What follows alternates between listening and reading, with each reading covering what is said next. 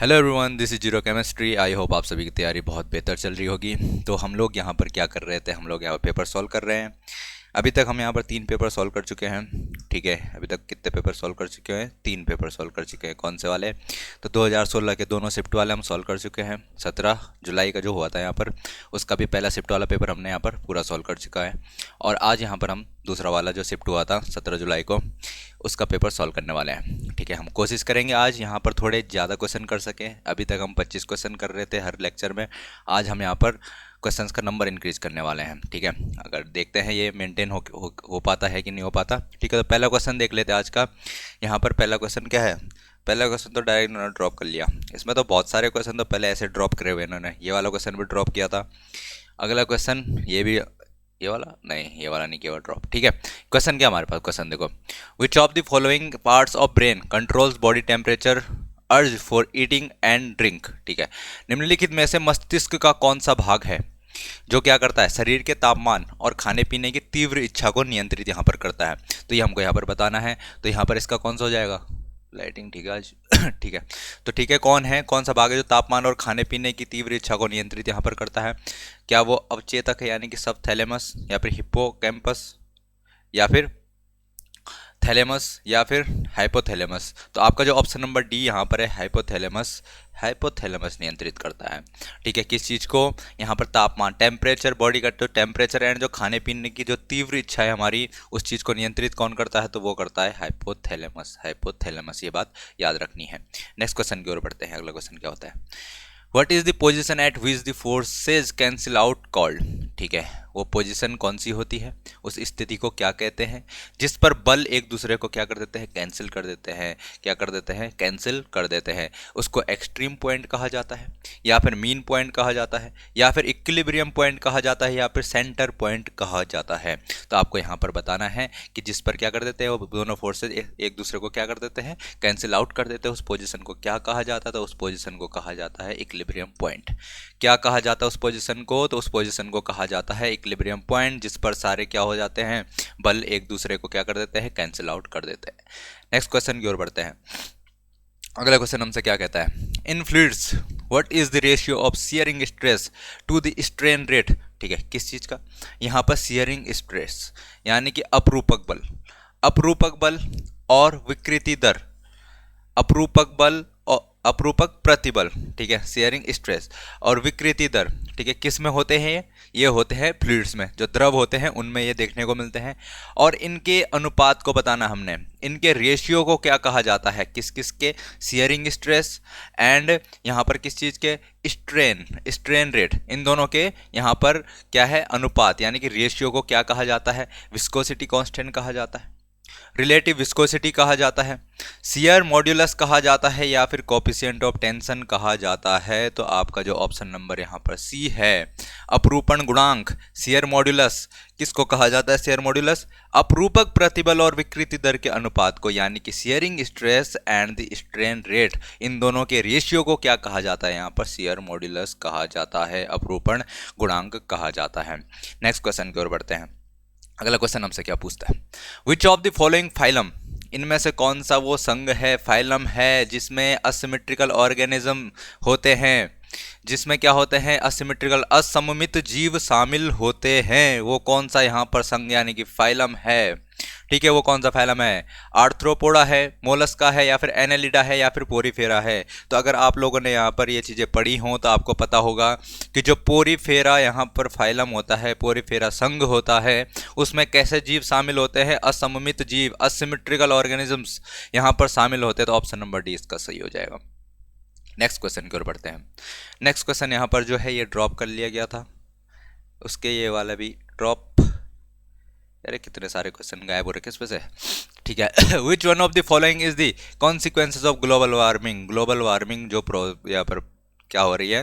प्रक्रिया है। ठीक है, ग्लोबल वार्मिंग प्रक्रिया है, इसकी वजह से कौन कौन सी चीज़ें यहाँ पर हो रही है, इसके क्या परिणाम हमको देखने को मिल रहे हैं? सूखा और बाढ़ यानी कि ड्रॉट्स एंड फ्लड्स, या फिर इंक्रीज्ड ऑक्सीजन लेवल्स, ऑक्सीजन के स्तर में वृद्धि हो रही है इसकी वजह से, या फिर इंक्रीज रेनफॉल, या फिर वर्षा में वृद्धि हो रही है इसकी वजह से, या फिर इंक्रीज्ड वाइल्ड लाइफ, या फिर वन्य जीवों में यहाँ पर वृद्धि देखने को मिल रही है। तो आप लोगों को पता होगा ग्लोबल वार्मिंग की वजह से कौन कौन सी यहाँ पर दिक्कतें आ रही हैं। सूखा, यानी कि अगर क्या हो, बारिश नहीं हो रही है तो कतई वाली बारिश नहीं हो रही है, फिर सूखा पड़ जा रहा है बिल्कुल ही। और अगर बारिश हो रही हो तो ऐसी बारिश हो रही है कि बिल्कुल बाढ़ ही आ जा रही है फिर। ठीक है, तो क्या प्रॉब्लम्स आ रही है यहाँ पर, ड्रॉट्स एंड फ्लड्स की यहाँ पर प्रॉब्लम है। किसकी वजह से, यहाँ पर ग्लोबल वार्मिंग की वजह से। नेक्स्ट क्वेश्चन की ओर बढ़ते हैं। अगला क्वेश्चन हमसे क्या कहता है, ये क्वेश्चन भी यहाँ पर ड्रॉप। अगला क्वेश्चन देखते हैं, विच of the following rock types would most likely be the best oil reservoir, जो बेस्ट ऑयल रिजर्वायर यानी कि यहाँ पर तेल भंडारण के लिए सबसे ज़्यादा यहाँ पर कौन से वाला चट्टान है वो सबसे बेस्ट होने वाले हैं, वो हम यहाँ पर देखने वाले हैं। तो तेल भंडारण के लिए सबसे यहाँ पर क्या है, सबसे अच्छे कौन से वाले चट्टान हैं, बलुआ पत्थर यानी कि सैंडस्टोन है, ग्रेनाइट है, या फिर सेल है, या फिर लावा है। कौन से वाले यहाँ पर चट्टाने हैं जो यहाँ पर किस चीज़ के लिए, यहाँ पर तेल भंडारण के लिए बेस्ट ऑयल रिजर्वायर की तरह वर्क करने वाले हैं। तो आपका जो ऑप्शन नंबर ए है सैंडस्टोन, ये इसका राइट आंसर हो जाएगा। जो सैंडस्टोन यानी कि बलुआ पत्थर होते हैं वो यहाँ पर तेल भंडारण यानी कि ऑयल रिजर्वायर के लिए बेस्ट होते हैं। ठीक है, ऑप्शन नंबर ए आपका सही आंसर हो जाएगा। ये वाला क्वेश्चन भी यहाँ पर हटा दिया गया था। नेक्स्ट क्वेश्चन की ओर बढ़ते हैं, what is the total resistance of the combination if 3 resistors, 3 resistors हैं, 3 प्रतिरोध हैं, 1 ओम का है, ठीक है, 2 ओम है, 3 ओम है यहाँ पर, और कैसे जुड़े हुए हैं, कैसे कनेक्टेड हैं, ये है यहाँ पर आपके सीरीज कॉम्बिनेशन में। कैसे कनेक्टेड है, सीरीज कॉम्बिनेशन में। और अगर मैं बात करूँ यहाँ पर परिणामी यानी कि इनका जो रिजल्टेंट यहाँ पर निकलने वाला है उसको R1 + R2 + R3 करते हैं। और अगर मैं इसको कर दूँ तो सबसे सिंपल क्वेश्चन ये वाला आपके लिए होने वाला है, 3 और 2 5 और 1 6, और यहाँ पर 6 ओम इसका आंसर आ जाएगा। और 6 ओम आपको कहाँ पे देखने को मिल रहा है, ऑप्शन नंबर बी में देखने को मिल रहा है। इसका आंसर कौन सा सही हो जाएगा, ऑप्शन नंबर बी इसका सही हो जाएगा। नेक्स्ट क्वेश्चन की ओर बढ़ते हैं। नेक्स्ट क्वेश्चन हमसे क्या कहता है, ये वाला क्वेश्चन ड्रॉप। इसके अगले वाला क्वेश्चन, या which process does keep the earth's temperature suitable for life, इनमें से वो कौन सी प्रोसेस है, कौन सी प्रक्रिया है जो पृथ्वी के तापमान को जीवन के लिए उपयुक्त रखती है, जीवन के लिए उपयुक्त रखती है किस चीज को, पृथ्वी के तापमान को। तो यहाँ पर बात करें एल्बेडो इफेक्ट, या फिर ग्रीन हाउस इफेक्ट, या फिर कन्वेक्शन करंट्स, या फिर वाटर साइकिल। तो अगर आपको यहाँ पर थोड़ा सा भी आइडिया होता तो आप लोग क्या लगा देते हैं, यहाँ पर आप बोलोगे कि जल चक्र ये हमारे लिए बहुत ज़रूरी है। ठीक है, बट जल चक्र हमारे लिए ज़रूरी है, लेकिन पृथ्वी के तापमान को यहाँ पर क्या बनाने के लिए, सुटेबल बनाने के लिए थोड़े ना है। ठीक है, तो ये वाला ऑप्शन हमारा गलत हो जाएगा। इस पे हमने वैसे सीधे चले जाना था पर हम इसको गलत कर लेंगे। ये वाला हमारे किसके लिए, तापमान बनाए रखने के लिए थोड़े ना जरूरी है। ठीक है, तो वो यहाँ पर तापमान बनाए रखने के लिए कौन सा जरूरी होता है, ग्रीन हाउस इफेक्ट यहाँ पर जरूरी होता है। Option number B, greenhouse प्रभाव क्या होता है, पृथ्वी के तापमान को बनाए रखने के लिए। अगर यहाँ पर हमारे वायुमंडल में क्या नहीं होता, ग्रीन हाउस इफेक्ट नहीं देखने को मिलता, तो दिन का टेम्परेचर हमारा बहुत हाई पहुँच जाता और रात का टेम्परेचर क्या हो जाता, बहुत लो पहुँच जाता। क्यों, क्योंकि ये जो ग्रीन हाउस इफेक्ट है ये क्या होता है, यहाँ पर गैसेज रहती हैं और ये क्या कर लेती है, जो टेम्परेचर है उसको ट्रैप कर लेती है। जो दिन में यहाँ पर सूर्य से आने वाली क्या होती है, ऊष्मा होती है, उसको ट्रैप करके रख देती है, और ये रात को भी यहाँ पर पृथ्वी के वायुमंडल को क्या नहीं होने देती, ठंडा नहीं होने देती है, जो हमारे लिए बहुत ज़रूरी हो जाता है। इसी इफेक्ट को हम क्या कहते हैं, यहाँ पर ग्रीन हाउस इफेक्ट करते हैं, और ये पृथ्वी के तापमान को जीवन के लिए उपयुक्त बनाए रखने के लिए बहुत ज़रूरी है। नेक्स्ट क्वेश्चन की बात करते हैं, ये वाला क्वेश्चन भी हटा दिया गया था। नेक्स्ट क्वेश्चन देखते हैं, ये कौन सा वाला यहाँ पर रामसर वेटलैंड है। ठीक है, इनमें से रामसर साइट कौन सी है, आर्द्रभूमि रामसर आर्द्रभूमि कौन सी है, ऑफ इंटरनेशनल इंपॉर्टेंस क्या है, ये अंतर्राष्ट्रीय महत्व की कौन सी यहाँ पर रामसर वेटलैंड है, located in Spiti valley, Spiti valley of the Lahaul and Spiti district, यानी कि हिमाचल प्रदेश की एक जगह है, यहाँ पर एक डिस्ट्रिक्ट है लाहुल एंड स्पीति डिस्ट्रिक्ट, वहाँ पर स्पीति वैली में लोकेटेड है। वो कौन सा क्या है, अंतर्राष्ट्रीय महत्व का यहाँ पर रामसर आर्द्रभूमि है, वो हमको बताना है। ऑप्शन नंबर ए हमसे कहता है चंद्रताल है, या फिर वीरानम टैंक है, या फिर गुमटी वन्यजीव अभ्यारण्य है, या फिर यहाँ पर काजीरंगा राष्ट्रीय उद्यान है। तो अगर आपको यहाँ पर पता हो कि चंद्रताल जो है इसका राइट आंसर है। चंद्रताल ये क्या है, यहाँ पर हिमाचल प्रदेश के लाहुल और स्पीति जिले की स्पीति घाटी में स्थित अंतर्राष्ट्रीय महत्व की रामसर आर्द्रभूमि है। ये डायरेक्टली याद रखनी है आपको ये चीज़ें। तो आपको क्या क्या यहाँ पर आइडिया लग रहा होगा कि आपको जितने भी यहाँ पर रामसर साइट्स हैं यानी कि आर्द्रभूमि यहाँ पर हैं वो याद रखनी है। आपको यहाँ पर जो क्या है नेशनल पार्क्स हैं वो सब चीज़ें याद रखनी है आपको। वन्य जीव अभ्यारण्य जितने भी हैं सबके सब यहाँ पर याद रखने हैं, आपके एग्जाम के पॉइंट ऑफ व्यू से बहुत इंपॉर्टेंट हो जाते हैं। नेक्स्ट क्वेश्चन की बात करते हैं। नेक्स्ट क्वेश्चन क्या कहता है हमसे, which of the following taxon must always start with a small letter, निम्नलिखित में कौन सा वर्गक हमेशा एक छोटे अक्षर से शुरू होगा, जीनस या फिर यहाँ पर स्पीसी या फिर फैमिली या फिर ऑर्डर। तो अगर आप यहाँ पर बात करते हैं, आप एग्जाम्पल की मदद से समझो इसको। जैसे हमारे पास क्या है, हमारे को क्या कहते हैं, होमो सेपियंस कहते हैं। हमारे को क्या कहते हैं यहाँ पर होमो सेपियंस कहते हैं, होमो सेपियंस कहते हैं। ठीक है, हमको क्या कहते हैं, होमो सेपियंस कहते हैं। तो यहाँ पर दो टर्म आते हैं इसमें, एक तो होमो आएगा, एक सेपियंस आएगा। फर्स्ट वाले टर्म को क्या कहते हैं, फर्स्ट वाले टर्म को यहाँ पर कहते हैं हम जीनस। फर्स्ट वाले टर्म को क्या कहते हैं, जीनस। कौन से वंश के हैं हम, ये वाला होता है, इसको कहते हैं स्पीसी। इसको क्या कहते हैं, स्पीसीज कहते हैं। हम कौन सी प्रजाति के हैं, ठीक है, हमारी प्रजाति क्या है, तो हम सेपियंस है। हमारा जीनस वंश क्या है, हम है होमो। होमो हमारा यहाँ पर क्या है, हमारा जीनस है, और यहाँ पर सेपियंस हमारी स्पीसी है। तो जो स्पीसी होती है उसको किस चीज़ से स्टार्ट किया जाता है, स्मॉल लेटर से यहाँ पर स्टार्ट किया जाता है। जो स्पीसी होती है उसको किससे स्टार्ट किया जाता है, स्मॉल लेटर से यहाँ पर स्टार्ट किया जाता है। जो प्रजाति होती है, तो ऑप्शन नंबर बी हमारा यहाँ पर करेक्ट आंसर हो जाएगा। ठीक है, आई थिंक आपको ये बातें समझ में आ रही होंगी। नेक्स्ट क्वेश्चन की ओर बढ़ते हैं। नेक्स्ट क्वेश्चन हमसे क्या कहता है, which national park has the second highest tiger population in India, Bharat में बाघों की दूसरी सबसे अधिक आबादी वाला राष्ट्रीय उद्यान कौन सा है। दूसरी सबसे बड़ी आबादी वाला राष्ट्रीय उद्यान, आबादी किस चीज़ की, बाघों की। तो यहाँ पर संजय गांधी नेशनल पार्क, संजय गांधी राष्ट्रीय उद्यान है, बांदीपुर नेशनल पार्क है, टडोबा टडोबा नेशनल पार्क है, या फिर यहाँ पर माधव राष्ट्रीय उद्यान है, माधव नेशनल पार्क है। आपका आंसर कौन सा यहाँ पर सही होने वाला है, तो आपको यहाँ पर पता होना चाहिए जो बांदीपुर नेशनल पार्क है, बांदीपुर नेशनल पार्क है, ये बाघों की दूसरी सबसे अधिक आबादी वाला राष्ट्रीय पार्क है, नेशनल पार्क है। और अब जब ये सेकंड वाला इसने पूछ दिया है तो आपको फर्स्ट वाला भी पता होना चाहिए। आप लोग देखेंगे यहाँ पर, आप लोग कमेंट करेंगे कि फर्स्ट वाला कौन सा है जिसमें सबसे ज़्यादा यहाँ पर आबादी है, किस चीज़ की, बाघों की। ठीक है, तो ये आप लोग कमेंट कीजिएगा। नेक्स्ट क्वेश्चन की ओर बढ़ते हैं। यहाँ पर क्वेश्चन नंबर 20 क्या कहता है हमसे, in carbon cycle the flow of energy is, जो कार्बन चक्र होता है उसमें ऊर्जा का प्रवाह कैसा होता है, मल्टी डायरेक्शनल होता है, लीनियर होता है, इरिवर्सिबल होता है, या फिर रिवर्सिबल यहाँ पर देखने को मिलता है। आपको ये चीज़ पता होनी चाहिए। जब कार्बन चक्र होता है, जो कार्बन साइकिल है, इसमें ऊर्जा का जो प्रवाह होता है वो लीनियर होता है। कैसा होता है, लीनियर, यानी कि रैखिक होता है। ये बात आपको यहाँ पर याद रखनी है। नेक्स्ट क्वेश्चन देखते हैं, विच quantity will be zero if the velocity remains constant. Velocity यहाँ पर अगर कांस्टेंट रहती है, वेलोसिटी कांस्टेंट रहती है, वेग स्थिर रहता है, तो इनमें से जो कौन सी क्वांटिटी है वो क्या होगी वो कौन सी राशि होगी जो शून्य होने वाली है। तो वो जो शून्य होने वाली वो कौन सी, जो डिपेंड करेगी, जब वेलोसिटी पे डिपेंड करती होगी, किस चीज़ की, वेलोसिटी अगर कांस्टेंट हो जाता है, ठीक है, तो change in velocity, change in velocity with time क्या होता है हमारे पास, change in velocity in time with respect to time क्या बात करते हैं अगर हम, तो वेलोसिटी के साथ चेंज, ठीक है, with respect to time, time में चेंज के साथ, उसी को तो हम क्या कहते हैं, एक्सेलरेशन कहते हैं। क्या कहते हैं, एक्सेलरेशन, त्वरण कहते हैं, त्वरण कहते हैं।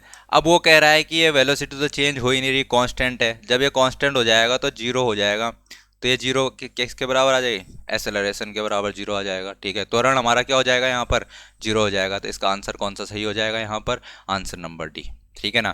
तो अगर यहाँ पर क्या हो जाता है, जो हमारे पास वेलोसिटी है, वेलोसिटी यहाँ पर कांस्टेंट हो जाती है, तो त्वरण होने वाला जो त्वरण होगा वहाँ पर एक्सेलरेशन होगा, वो उसका वैल्यू जीरो हो जाएगा। ये बात आपको यहाँ पर याद रखनी है। नेक्स्ट क्वेश्चन देखते हैं, ये वाला क्वेश्चन भी ड्रॉप, इसके अगला वाला क्वेश्चन क्या है, हाँ, विच of the following is a bacterial disease in plants. Bacterial disease है प्लांट्स में, वो कौन सा है इनमें से एक बैक्टीरियल डिजीज है, वो कौन सा है जो प्लांट में यहाँ पर होता है। येलो वीन मोजैक ऑफ भिंडी, या फिर फुजेरिन विट, या फिर रस्ट ऑफ वीट, या फिर सिट्रस कैंकर। Citrus canker. तो इसका जो आंसर है, सही आंसर वो है आपके पास सिट्रस कैंकर। सिट्रस कैंकर जो यहाँ पर क्या है, रोग है, ये जीवाणु की वजह से होता है, किसमें, पौधों में। तो ये जितने भी रोग हैं प्लांट्स में जितने भी रोग आपको देखने को मिल रहे हैं, ये सब के सब आपको याद कर लेने हैं। अभी तक हम 5-6 रोग पढ़ चुके हैं। जैसे हमने क्या देखा था यहाँ पर, खीरा किरमिर रोग देखा था एक, उसके अलावा हमने एक और ऐसे ही किरमिर कोई और रोग भी था, वो भी देखा था हमने, जो वायरसेस के वजह से होते थे। ठीक है, यहाँ पर आज का यहाँ पर रोग क्या आ गया इसका, सिट्रस कैंकर, जो किसकी वजह से होता है, यहाँ पर जीवाणु की वजह से देखने को मिलता है। नेक्स्ट क्वेश्चन की ओर बढ़ते हैं।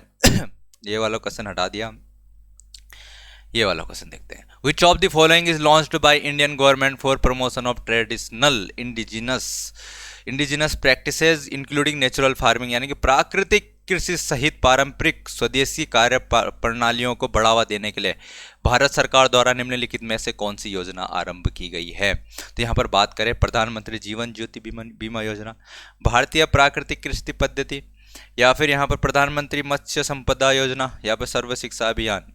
तो बात करें, जब यहाँ पर वो पहले कह रहा है कि प्राकृतिक कृषि सहित पारंपरिक स्वदेशी कार्य प्रणालियों को बढ़ावा देना है, तो यहाँ पर क्या हो जाएगा, भारतीय प्राकृतिक कृषि पद्धति। ठीक है, इसी पे लगा लेना ठीक आंसर। ठीक है, डायरेक्टली हम इसको, सिंपल सा क्वेश्चन यहाँ पर दिया हुआ उसने।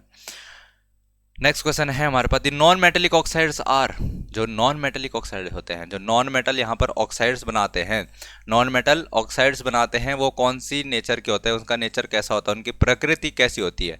अधात्विक जो ऑक्साइड होते हैं उनकी प्रकृति कैसी होती है, न्यूट्रल यानी कि उदासीन होती है, या फिर अम्लीय एसिडिक होती है, या प्लाज्मा प्लाविक या बेसिक क्षारीय यहाँ पर उनकी प्रकृति होती है। तो अगर आपको पता हो तो यहाँ पर जो नॉन मेटेलिक ऑक्साइड्स होते हैं उनकी जो प्रकृति होती है वो यहाँ पर एसिडिक होती है, अम्लीय होती है। ठीक है, नेक्स्ट क्वेश्चन की ओर बढ़ते हैं। अगला क्वेश्चन हमसे क्या कहता है, व्हेन फॉसिल फ्यूल्स होते हैं जी, उसको बर्न किया जाता है एट हाई टेम्परेचर पे जब उनको जलाया जाता है तो क्या dinitrogen and dioxygen, जो डाई नाइट्रोजन होता है और यहाँ पर जो डाई ऑक्सीजन होता है वो कंबाइन हो जाते हैं इन यील्ड सिग्निफिकेंट क्वांटिटीज ऑफ।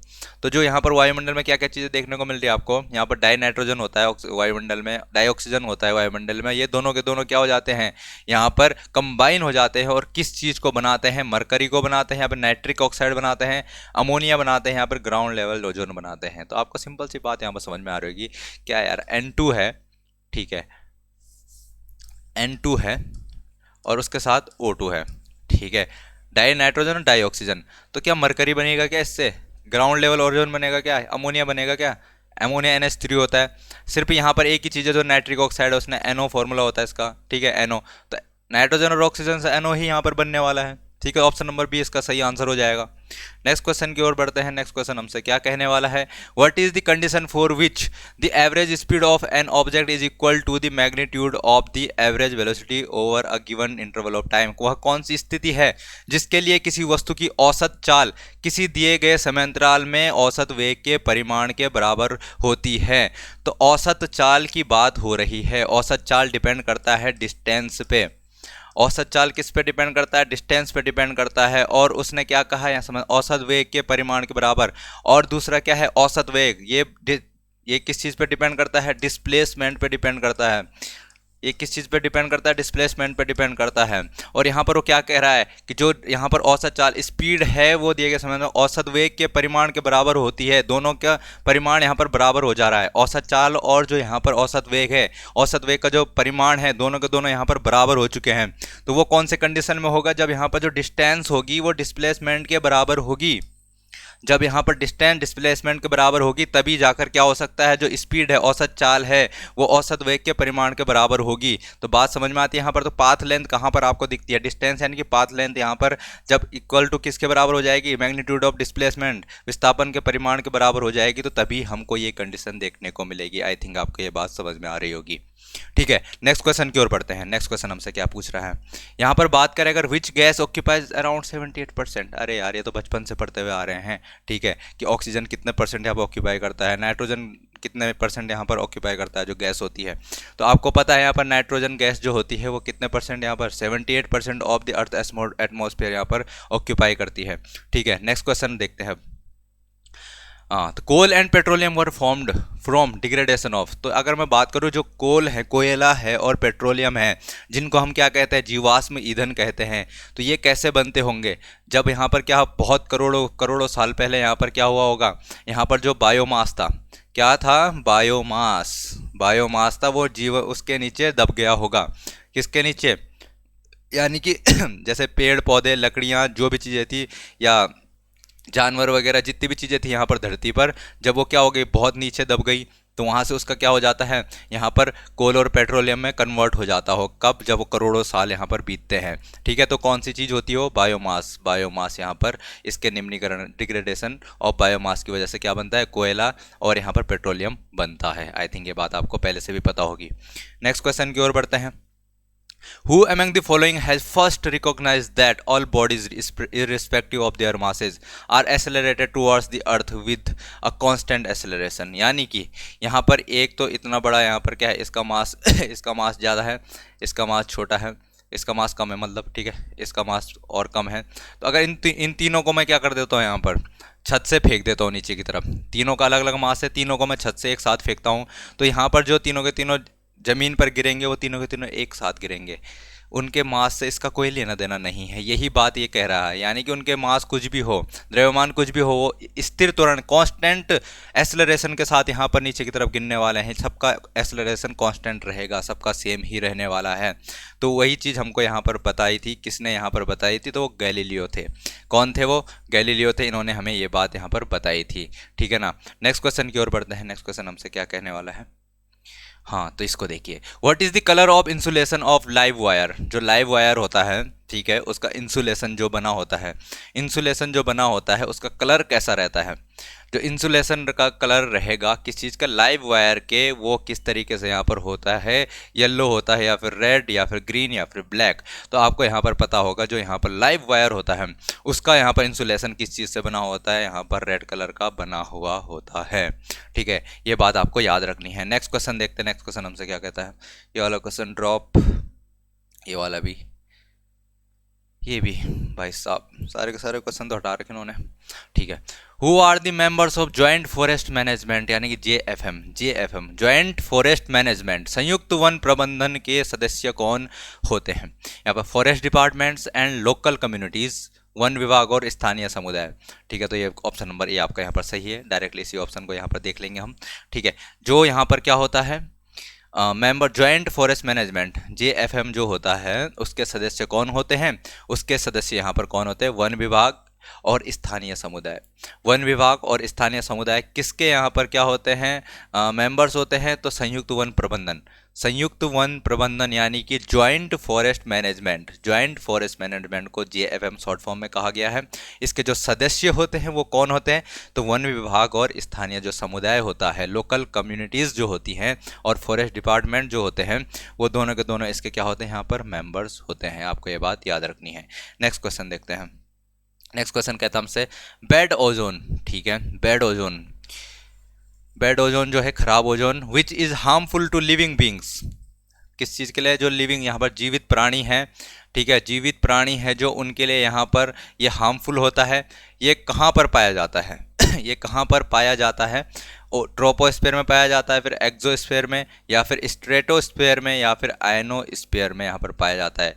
क्षोभ मंडल, बहिर्मंडल, समताप मंडल या फिर आयन मंडल में ये पाया जाता है। तो आपको यहाँ पर ऑप्शन नंबर ए जो है यहाँ पर ट्रोपोस्फीयर, ये ट्रोपोस्फीयर में यहाँ पर पाया जाता है। जो बेड ओजोन है ये कहाँ पर पाया जाता है? ये ट्रोपोस्फीयर में यहाँ पर पाया जाता है। नेक्स्ट क्वेश्चन की ओर बढ़ते हैं। अगला क्वेश्चन हमसे क्या कहता है?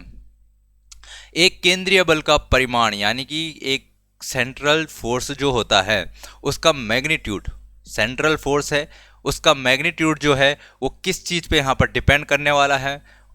वो किस चीज़ पे यहाँ पर डिपेंड करेगा? Distance of the point of application of the from the fixed point, यानी कि नियत बिंदु से बल के प्रयोग बिंदु की दूरी, या फिर mass of the body experiencing the force, बल का अनुभव करने वाले पिंड के द्रव्यमान, या फिर बल का अनुभव करने वाले पिंड के पदार्थ पर, या फिर इनमें से कोई नहीं। तो जो ये केंद्रीय बल का परिमाण होता है, यानी कि मैग्नीट्यूड होता है सेंट्रल फोर्स का, केंद्रीय बल का परिमाण होता है, वो डिपेंड करता है किस चीज़ पर? नियत बिंदु से बल के प्रयोग बिंदु की दूरी पर, यानी कि पॉइंट ऑफ एप्लीकेशन जो डिस्टेंस है point of application of the force from the fixed point, उस फिक्स्ड पॉइंट से, ठीक है ना। इसका ऑप्शन नंबर ए यहाँ पर सही हो जाएगा। नेक्स्ट क्वेश्चन की ओर बढ़ते हैं। ये क्या कहता है, the slope of force displacement graph gives the, जो फोर्स डिस्प्लेसमेंट ग्राफ है, यानी कि फोर्स और डिस्प्लेसमेंट ग्राफ है, एक तरफ फोर्स बना देंगे, एक तरफ डिस्प्लेसमेंट बना देंगे, ठीक है। इसका कुछ ग्राफ बनने वाला है, इधर इस तरीके से ग्राफ बना लीजिए। इसका जो यहाँ पर स्लोप है, ये वाली जो स्लोप होने वाली है, ठीक है, इसकी जो स्लोप होगी यहाँ पर, ये किस चीज़ को बताती है, इसकी स्लोप होगी ये किस चीज़ को बताने वाली है, क्या ये इम्पल्स को बताएगी, आवेग को बताएगी, त्वरण को बताएगी, या फिर फोर्स ग्रेडियंट को बताएगी, या फिर मोमेंटम को बताएगी। जो ऑप्शन नंबर सी यहाँ पर है, जो फोर्स ग्रेडियंट है, इसका जो स्लोप होती है वो फोर्स ग्रेडियंट को यहाँ पर बताती है, ठीक है ना। किस चीज़ को बताती है, फोर्स ग्रेडियंट को यहाँ पर बताती है। नेक्स्ट क्वेश्चन की ओर देखते हैं। नेक्स्ट क्वेश्चन क्या है, Which of the following is given by recrystallization of sodium carbonate? Sodium carbonate का जब क्या किया जाता है, रिक्रिस्टलाइजेशन किया जाता है। जब क्या होता है, सोडियम कार्बोनेट का रिक्रिस्टलाइजेशन होता है, तो उससे यहाँ पर क्या हमको प्राप्त होने वाला है, मिल्क ऑफ मैग्नीशिया प्राप्त होगा, या फिर वॉशिंग सोडा प्राप्त होगा, या फिर बेकिंग सोडा प्राप्त होगा, या फिर ब्लीचिंग पाउडर यहाँ पर प्राप्त होने वाला है। जो आपका ऑप्शन नंबर बी है, वॉशिंग सोडा आपको यहाँ पर प्राप्त होने वाला है। किस चीज़ से, जब सोडियम कार्बोनेट का यहाँ पर रिक्रिस्टलाइजेशन होता है। सोडियम कार्बोनेट का जब रिक्रिस्टलाइजेशन होगा, उससे आपको क्या देखने को मिलेगा, यहाँ पर वॉशिंग सोडा, उससे वॉशिंग सोडा आपको प्राप्त होने वाला है। इसका अगर आपको यहाँ पर फॉर्मूला देखना है, फॉर्मूला आपको पता होना चाहिए, वॉशिंग सोडा का फॉर्मूला क्या होता है, ठीक है, सोडियम कार्बोनेट का फॉर्मूला क्या होता है। जब आपको ये चीज़ें पता हो जाएंगी, क्योंकि हमने पढ़ चुके हैं पहले ही। नेक्स्ट क्वेश्चन की ओर बढ़ते हैं। What is the phenomena of converging and diverging of light rays by a pair of lens? ठीक है, क्वेश्चन हमारे पास यहाँ पर, What is the phenomena of converging and diverging of light rays by a pair of lens known as? तो यहाँ पर एक lens की जोड़ी द्वारा प्रकाश किरणों के अभिसरण और अपसरण की परिघटना को क्या कहा जाता है। Converging and diverging of light rays, ठीक है। अभी किरणों, प्रकाश किरण का क्या हो रहा है, अभिसरण, यानी कि अभिसरण, और यहाँ पर अपसरण हो रहा है, ठीक है। तो इस तरीके से समझ सकते हैं इसको, ये क्या हो रहा है यहाँ पर, अगर इस तरीके से ये इधर को आ रही है और यहाँ पर से ये जा रही है, इसको कहा जाता है अभिसरण, ठीक है। ये हो जाएगा हमारे पास अपसरण। तो यहाँ पर ये एक चीज़ है, कहाँ पर देखने को मिलती है आपको, ये कांच का है, ये कोई कांच की चीज़ है यहाँ पर। जैसे यहाँ पर क्या है, लेंस है, ये लेंस हो गया, और ये कांच, मतलब लेंस कांच का ही तो बना होता है, ठीक है। यहाँ पर ये अभिसरण हो गया उसका, और ये अपसरण हो गया, ठीक है। तो यहाँ पर ये चीज़ें किस चीज़, कहाँ पर देखने को मिलती है आपको, तो ये रिफ्रैक्शन में, ठीक है। इसको क्या कहा जाता है, इसको रिफ्रैक्शन यहाँ पर कहा जाता है। क्या कहा जाता है, रिफ्रैक्शन यहाँ पर कहा जाता है। नेक्स्ट क्वेश्चन की ओर बढ़ते हैं। नेक्स्ट क्वेश्चन क्या कहता है हमसे, where does the energy to drive the hydraulic cycle यानी कि वाटर साइकिल भी इसी को कहा जाता है, ठीक है। जल चक्र भी इसी को कहा जाता है। हाइड्रोलॉजिक जो साइकिल होती है, इसको चलाने के लिए ऊर्जा कहाँ से यहाँ पर प्राप्त होती है, तो आपको यहाँ पर पता होना चाहिए, सूर्य से होती है, या फिर फोटोसिंथेसिस से, या फिर यहाँ पर प्लेट टेक्टोनिक्स, या फिर रेनफॉल से। जो हाइड्रोलॉजिक यहाँ पर क्या होता है, साइकिल होता है, उसको चलाने के लिए यहाँ पर ऊर्जा कहाँ से आती है, यहाँ पर सूर्य से मिलती है। वो ऊर्जा कहाँ से मिलने वाली है, सूर्य से मिलने वाली है। नेक्स्ट क्वेश्चन की ओर बढ़ते हैं। What is the molecular formula of diborane? Diborane एक एटम, ये एटम कह रहा हूँ, डाइबोरेन एक कंपाउंड है, ठीक है। इसका फॉर्मूला क्या होने वाला है, H3BO3 होगा, B2H6 होगा, या फिर LiBH4 होगा, या फिर NaBH4। ये स्मॉल एन कर लेना इसको, ठीक है, ये भी स्मॉल आई हो जाएगा, LiBH4, ये NaBH4, ठीक है। तो ऑप्शन नंबर जो यहाँ पर आपको बी दिख रहा है, डाइबोरेन, बोरेन होता है हमारे पास BH3, ठीक है। और ये यहाँ पर क्या बना देता है, डाइमर बना देता है, जिससे ये क्या हो जाएगा, B2H6 हो जाएगा। BH3, B के 2 हो जाएंगे, H के 6 हो जाएंगे। ये किस तरीके से रहता है, यहाँ पर ये डाइमर के फॉर्म में रहता है। जो डाइबोरेन है वो किसके फॉर्म में रहता है, यहाँ पर डाइमर के फॉर्म में रहता है, तो इसलिए उसका फॉर्मूला B2H6 यहाँ पर हो जाता है। मॉलिक्यूलर फॉर्मूला ऑफ डाइबोरेन क्या हो जाएगा, B2H6 यहाँ पर होने वाला है। नेक्स्ट क्वेश्चन देखते हैं। यहाँ पर अयस्कों के शुद्धिकरण के लिए झाग प्लवन प्रक्रिया यानी कि fourth flotation process for the purification of ores is based on the principle of, किस प्रिंसिपल पर यहाँ पर आधारित होता है, एब्जॉर्प्शन या अवशोषण के एडजॉर्प्शन शोषण के, एडजॉर्प्शन अधिशोषण के, या फिर कोगुलेशन स्कंदन के। तो आपका जो ऑप्शन नंबर यहाँ पर कौन सा है, ऑप्शन नंबर सी है, वो यहाँ पर राइट आंसर है। इस बात को याद रख लेना। फोर्थ फ्लोटेशन प्रोसेस जो होती है, झाग प्लवन प्रक्रिया, यानी कि अयस्कों के शुद्धिकरण के लिए जो झाग प्लवन प्रक्रिया होती है, वो यहाँ पर एडजॉर्प्शन के सिद्धांत पर काम करती है, based on principle of adsorption. ठीक है ना, ऑप्शन नंबर सी इसका सही हो जाएगा। नेक्स्ट क्वेश्चन हमसे क्या कहता है, in which of the following methanoic acid is present. और मिथेनोइक एसिड इनमें से किस में प्रेजेंट रहता है, मिथेनोइक अम्ल किस में प्रेजेंट रहता है। ये जनरल नॉलेज का क्वेश्चन भी आपका बनता है। कई बार आप इसको देख चुके होंगे। ऑप्शन नंबर ए जो है, चींटी का जो डंक होता है, एंट स्टिंग जिसको कहा जाता है, उसमें क्या प्रेजेंट रहता है, यहाँ पर मिथेनोइक एसिड प्रेजेंट रहता है। नेक्स्ट क्वेश्चन देखते हैं, which is the most wide spread relief feature of India, यानी कि भारत में सबसे व्यापक उच्चावच लक्षण कौन सा है। तो आपको पता होगा सबसे ज़्यादा चीज़ें कौन सी पाई जाती है भारत में, प्लेन्स पाया जाता है। कौन सा पार्ट सबसे ज़्यादा पाया जाता है, प्लेन्स आपका यहाँ पर इंडिया में सबसे ज़्यादा पाया जाता है। अगला क्वेश्चन देखते हैं। अगला क्वेश्चन कहता है हमसे, where is the Tahiti island related to southern oscillation located. ठीक है, ताहिती द्वीप है, कहाँ स्थित है, दक्षिणी दोलन से संबंधित क्या है, ये पता नहीं क्या है, देख लेना इसको। इसका आंसर बता देता हूँ मैं आपको, ऑप्शन नंबर डी है, जो यहाँ पर पैसिफिक ओशियन प्रशांत महासागर में ये स्थित है। कौन सा है, ताहिती द्वीप। तो ताहिती द्वीप, डायरेक्ट नाम याद रख लेना, ताहिती द्वीप यहाँ पर कहाँ पर स्थित है, ये पैसिफिक ओशियन में यहाँ पर स्थित है। नेक्स्ट क्वेश्चन की ओर बढ़ते हैं। अगला क्वेश्चन हमसे क्या कहने वाला है, which among the following blood vessels carry blood away from the heart of different parts of the body. ठीक है, क्या है यहाँ पर, रक्त वाहिकाएं कौन सी है, वो जो रक्त को हृदय से शरीर के विभिन्न भागों तक पहुँचाती है। हृदय से कहाँ ले जाएगी, शरीर के विभिन्न भागों तक ले जाती है। उन यहाँ पर रक्त वाहिकाओं को क्या कहा जाता है, उन ब्लड वेसल्स को क्या कहा जाता है। ग्रेट स्पिनस वीन्स, यानी कि दीर्घ अथशाका सिरा, क्या है भाई ये, वीन्स नसें कहा जाता है, वेन्यूल्स कहा जाता है, लघु सिरा, या फिर आर्टरीज धमनियाँ कहा जाता है। तो आपका जो ऑप्शन नंबर डी है यहाँ पर, धमनियाँ, आर्टरीज कहा जाता है भाई। किस चीज़ को कहा जाता है, आर्टरीज, जो यहाँ पर क्या करती है, हृदय से शरीर के अन्य भागों तक रक्त को ले जाने का काम करती है, उसको क्या कहा जाता है, यहाँ पर धमनियाँ कहा जाता है, आर्टरीज कहा जाता है। नेक्स्ट क्वेश्चन की ओर बढ़ते हैं। दी जनरल फॉर्मूला फॉर एल्कीन्स, क्या कहा है इसने, एल्कीन कहा है। एल्केन, एल्कीन, एल्काइंस, तीन होते हैं, तीनों के जनरल फॉर्मूला आपको पता होगा, आपने यहाँ पर काफ़ी बार ये देखा होगा। ऑप्शन नंबर बी जो आपका यहाँ पर राइट आंसर होने वाला है। यहाँ पर एल्कीन का सामान्य सूत्र क्या होता है, CnH2n होता है। अगर बात करें एल्केन की, तो एल्केन का होता है यहाँ पर CnH2n+2, याद रख लेना इन चीज़ों को। और एल्काइन का बात करें यहाँ पर, तो एल्काइन का CnH2n-2 यहाँ पर देखने को मिलता है। लाइन बारी से याद कर सकते हैं इसको। ठीक है, ये वाला क्वेश्चन बहुत आसान आपके लिए हो जाने वाला है एग्जाम में। नेक्स्ट क्वेश्चन देखते हैं आज के लिए, यहाँ पर आखिरी क्वेश्चन भी है ये। इस दी कौन सा यहाँ पर नेशनल पार्क जो कि कहाँ पर है, लोकेटेड है अंडमान एंड निकोबार में। अंडमान निकोबार जो द्वीप है यहाँ पर, उसमें कौन सा इनमें से नेशनल पार्क स्थित है, वो हमको बताना है। कांगेर घाटी नेशनल पार्क है, या फिर यहाँ पर कैम्पबेल बे नेशनल पार्क है, या फिर मोलेम नेशनल पार्क है, या फिर ये क्या है भाई, वेल ऑफ दार ब्लैक बक नेशनल पार्क यहाँ पर है।